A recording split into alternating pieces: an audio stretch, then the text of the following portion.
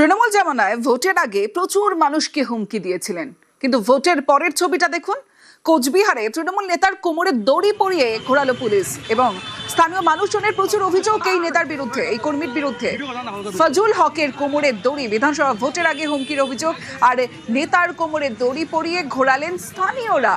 কোচবিহারের ঘুঘুমারি বাজারের ঘটনা।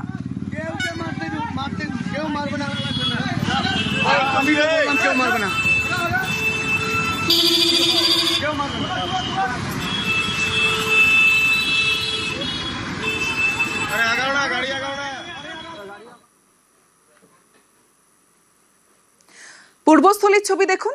তৃণমূল নেতাকে লক্ষ্য করে ডিম।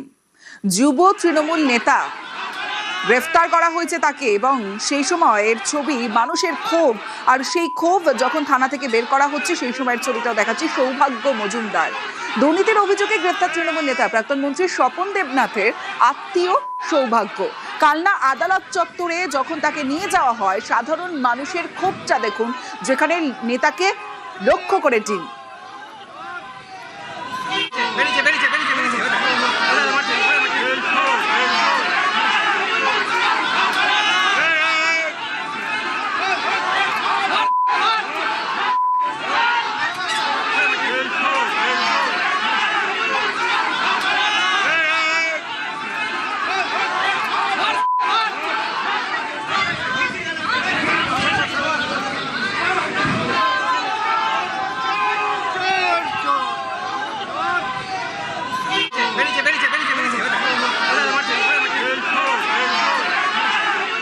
গোটা পূর্বস্থলী দক্ষিণ বিধানসভার মানুষ আজকে খুশির দিন।